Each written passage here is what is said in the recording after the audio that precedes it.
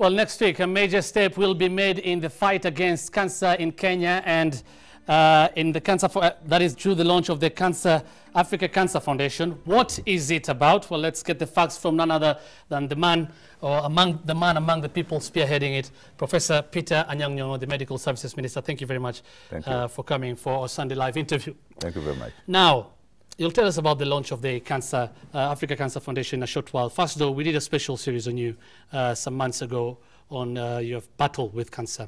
How are you feeling now? I'm feeling fine. I'm still on what they call hormone therapy, which is basically to ensure that the cancer doesn't recur. And I'm hoping that after 2 years, there should be absolutely no uncertainty about my health. But at the moment, I'm feeling fine. I'm doing my work as normal.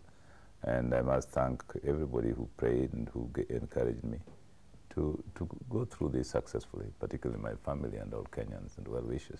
Good for you, and we hope the best for you as well. Yeah. What is the cancer situation in the country?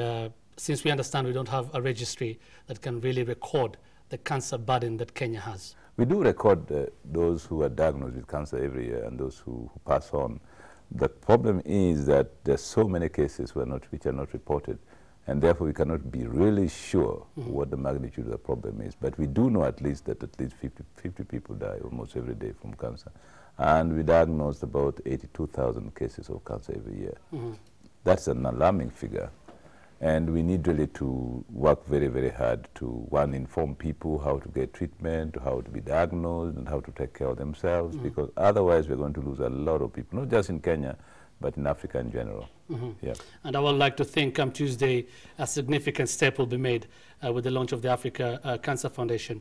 How did it come about? What is it about, and how will it help the cancer sufferer? Well, it came about as a result of the tremendous avalanche of inquiry that we got when my case became public. We got over 500 people calling us, sending emails, text messages from Kenya and all over Africa. You know these days that through the internet information travels very fast. And it occurred to us most people were just looking for the way to access treatment.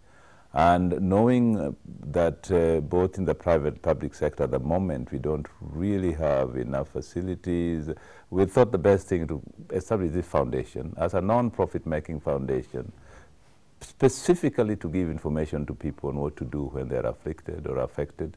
And secondly, to try and create access to those who cannot afford to be treated when they are sick of cancer. You know, cancer treatment is very expensive, very, very expensive. And so many people who suffer just want a shoulder to cry on, somebody to hold their hands, somebody to tell them that, look, you can get support here, and let us put a fund that can help somebody who just cannot afford to get treatment. And so the foundation is really there, formed by people who are working voluntarily, giving their time, and the money that we are going to raise on Tuesday, with this fundraising and launching ceremony on Tuesday, is purely to go and help those who can't get access to cancer. Where exactly? What priorities are you using? This is not only in Kenya, but also in Africa. Well, we are going to focus on Kenya first, but in Africa. You know, in Nairobi, so many people live in Nairobi who are from the rest of Africa, and you can't really discriminate against them. And the launch is going to be at the Grand Lyco Regency Hotel on Tuesday at from 8:30 in the morning up to about 2. We'll have breakfast and lunch, and a lot of people who have been affected will also give testimonies. And our keynote address will be given by the Chief Justice, William Otunga, and our guest of honor is Madam Ida Odinga that day.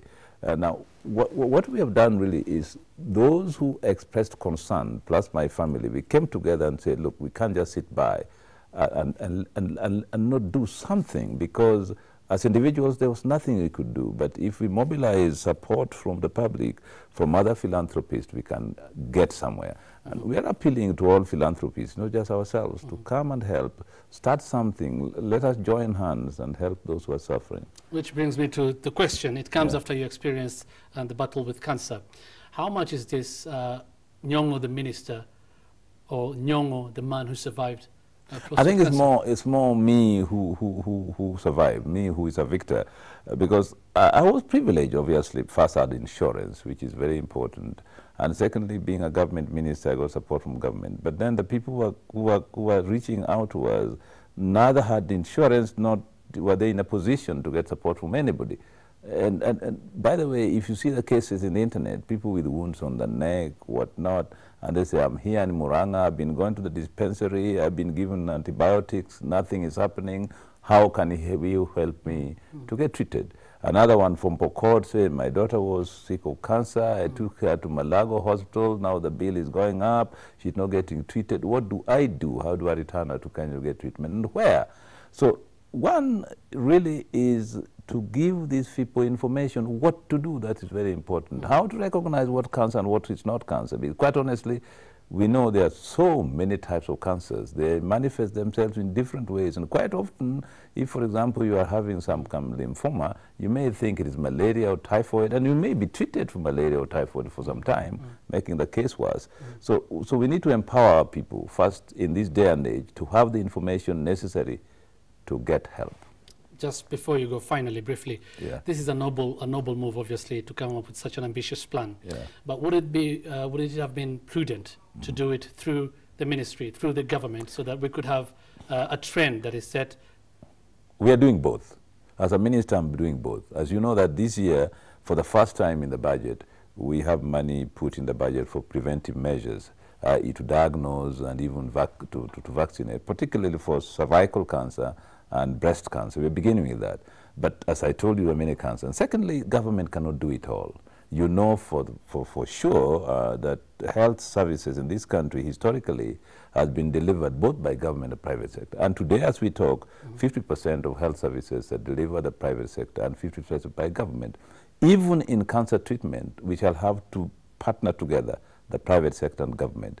And the private sector has done a wonderful job. It must continue to do a wonderful job. In terms of mobilizing resources, we must mobilize resources from both government and the private sector. And as a minister, it is my responsibility to do both. As a Kenyan, I know one of these days I'm not going to be minister anyway. I should continue to help our people with the knowledge I've had from government, and we know that I shall continue to have as a Kenya. So I think what we are doing is just to do a private sector initiative, notwithstanding the fact that I'm in government, but knowing full well that in the final analysis, it is both the private and the public sector that must come together in issues like this to help the people. Okay, thank you very much for your time. That's Medical Services Minister, Professor Peter Anyang Nyong'o. We hope it's an ambitious plan, it's big, and we hope it makes a significant step in fighting cancer in the country. That's what the African Cancer Foundation is about, and it will be launched on Tuesday.